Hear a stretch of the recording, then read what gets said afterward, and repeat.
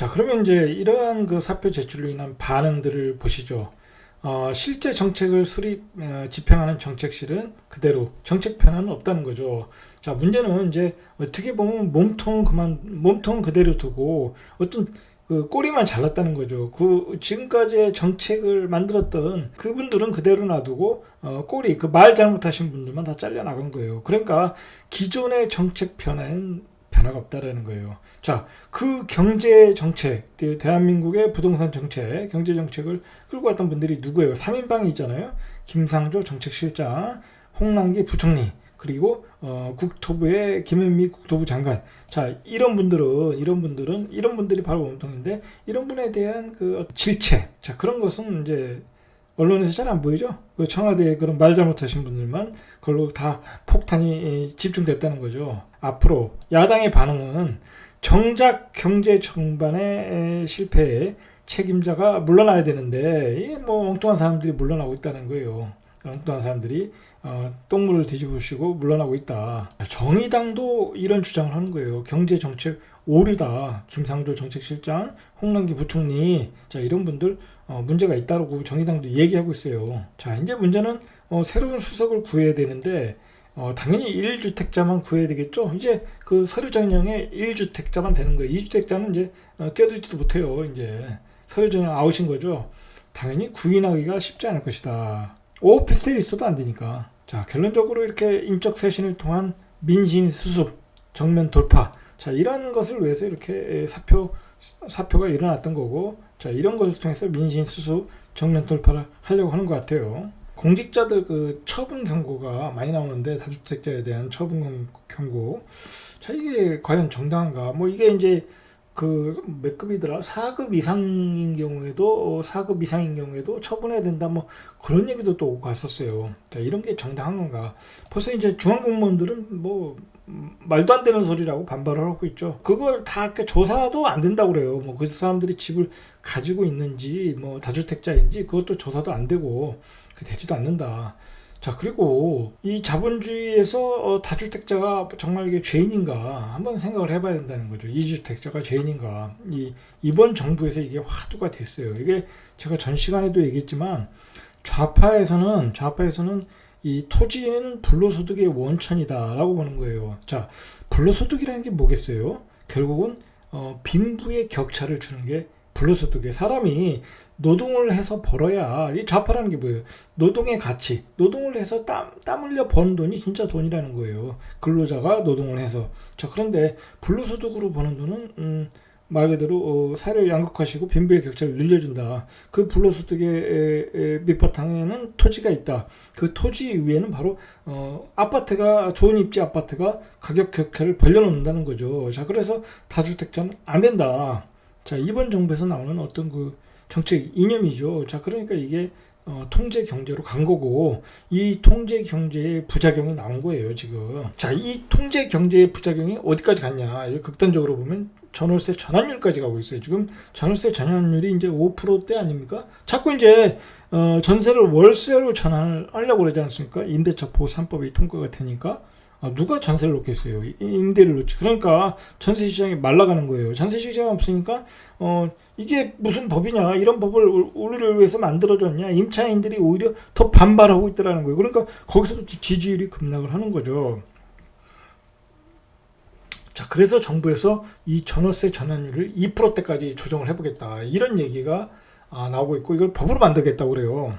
이게 말이 되겠습니까? 보통 이제 그 임대 사업을 하시는 분들이 은행에서 뭐 요즘 최저금리라고 해도 뭐 한 3% 정도의 이제 이자를 가져와서 집을 사서 임대를 놓는 거 아니겠습니까? 그러면 은행 이자도 안 나오는데, 은행 이자 밑으로 전월세 전환율이 나오는데 임대주택을 공급을 하겠습니까? 안 하겠죠. 민간 임대 시장은 다 꽝이 되는 거예요. 이제 공적 임대로 가야 되는 거죠. 근데 공적 임대로 갈 수가 없죠. 그 자원을 어떻게 정부가 다 공급을 하냐고요. 그건 안 되는 거고, 그거는 불가능한 얘기고, 민간 임대에서 공급이 되는데 그것도 안 된다.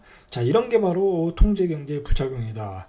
아주 끝이 없다는 게 끝이 없다. 국면 전환의 계기가 오고 있지만, 자, 이제 앞으로 청와대에 어떤 분들이 또 들어오겠죠. 자, 근데 이제 이런 얘기가 있어요. 친문 인사가 들어올 가능성이 높다고 그래요. 더욱 친문 인사가 들어온다는 거예요. 더욱 문재인 대통령의 정책 이념을 더욱 굳건하게 실행할 수 있는 분. 자, 그 기자들은 표현도 잘해요. 아주 그런 데는 뛰어나요. 이 순장조가 들어온다고 해요. 순장조. 그러니까 같이 이제 순장할 조. 그런 분들이 들어온다고 그래요. 그러니까 그 얘기는 뭐냐면 지금 여당의 정책도 굉장히 그 좌파 이념에 가까운 정책이고, 자, 그런 좌파 이념에 가까운 그런 순장조가 더 들어온다. 지금의 청와대 정책실에 있는 분들은 안 맞았다는 거예요. 지금 여당의 그 정책 기조가 안 맞았다. 자, 그러니까 중요한 것은 더욱 강한 부동산 정책이 나온다는 거예요, 앞으로. 이거 아주 뭐라 그럴까요? 아주 다주택자나 세금 많이 내셔야 되는 분이나 투자하실 분들, 여러분들은 다 참고를 하셔야 돼요.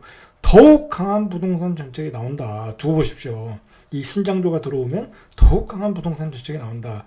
쉽게 말해서 요번에 그 청와대에서 그 사표 내신 분들은 기존의 여당의 정책 노선하고 안 맞았다는 거예요. 하나도 실행도 안 했잖아요. 그러다가 엉뚱한 소리 하고, 그리고 집값 2억씩이나 비싸게 내놓고, 그거 완전히 자기들 면상에다 대고 욕을 하는 거라고 본 거예요. 그러니까 쫓겨난 거예요, 사실은.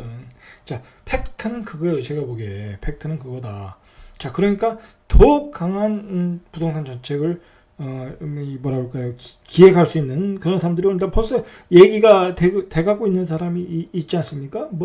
최재성 전 국회의원이라든지 유은혜 교육부에 계셨던 분가요? 그분이라든지 또 누구죠? 그 한 분 또 있는데 박 누구라고. 자, 그런 분들이 다 그 친문 세력들이에요. 자, 그 친문 세력 그분들이 나오면 강한 부동산 정책이 나온다. 자, 그런데 우리가 또 재밌는 게 뭐냐면 김종인 통합당 비대위가 한 말이 있어요. 이 양반이 이게 보통 양반이 아니잖아요. 이 양반은 말 그대로 문재인 대통령 어려울 때 도와줘가지고 그 국회의원 선거인가요? 거기서 또 압승을 하게끔 만들어줬고, 구사일생 시켜줬죠, 이분이. 자, 그러니까 문재인 대통령 또 대통령 되는데 기여를 했던 사람이고, 여기저기 왔다 갔다 하는 바람에 욕도 엄청 먹는데, 자, 이분이 통합당에 들어가서 어쨌든 이 통합당의 지지율이 올라갔지 않습니까? 올라갔잖아요. 자, 예전에 통합당은 아주 뭐라 그럴까요? 국민들의 정서를 전혀 반영 못하고 그냥 꼴떡 같은 소리만 하다가 욕도 바가지로 먹고 결국은 지지율이 쭉쭉쭉 떨어지지 않았습니까? 근데 이분이 들어간 대로 조용해졌잖아요. 일단 쓸데없는 소리는 안 하잖아요. 국민 정서에 위반되는 소리는 안 는다. 자, 이런 게 바로 노익장들의 어떤 뭐랄까요? 지혜라고 봐야죠. 그러니까 보통 양반이 아닌 것 같아요. 자, 이 양반이 뭐라고 했냐. 경제 정책을 상식 수준으로 운영할 정책팀을 보내라 이거예요. 이분은 훈수를 둬도 참 지혜롭게 훈수를 두는 것 같아요. 아주 상식적인 얘기 하잖아요. 상식적으로 운영할 정책팀을 보내야지 이러한 친문 세력의 어떤 순장조가 오면 안 된다라는 것을 그런 훈수를 두고 있는 거예요. 자, 이게 정부가 이분 얘기를 한번 이게 우리가 들어야 돼요. 제가 보기에는 앞으로 이런 더욱 강한 부동산 정책이 나오면 더 꼬일 확률이 높다. 제가 보기엔 그래요. 정치 공학적으로도 그렇고 앞으로 집권 여당이 더욱 정권을 연장하려면 그런 국민 정서를 이해를 해야 돼요. 제가 보기에는 이 김종인 통합이 비대위라는 사람은 그런 게 굉장히 뛰어난 사람 같아요. 제가 보기엔 국민들이 뭘 원하는가. 자, 이분은 그게 굉장히 뛰어나요. 좀 더 얘기를 하자면 이 통합당이 뭐라 그럴까요? 이 지지율이 반등했던 이유에는 저는 통합당 지지자는 절대 아니에요. 절대 아니고 정치에 어떤 여당을 지지하는 사람도 아니니까 그렇게 얘기를 들으시면 돼요. 이 김종인 통합당 비대위 이 양반이 들어서면서 요즘에 사실은 이 여당과 야당이 얼마나 마찰이 컸습니까? 상임위원장도 안 주고 국회 예전 같으면 작년에 황교안 대표 시절 같았으면 국회에 들어가지도 않았죠. 그냥 장애투쟁하고 그래서 많이 또 민심을 잃었잖아요. 근데 김종인 통합이 비대위는 그러면 안 된다. 그래서 국회에서 그걸 다 해결해야 된다. 자, 그래서 그냥 눌러 앉아있는 거 아니에요? 니들 표결 처리하라 이거야. 일방적으로 표결 처리하라는 거예요. 일방적으로 표결 처리해라. 국민이 가만히 있지 않을 것이다라는 거죠.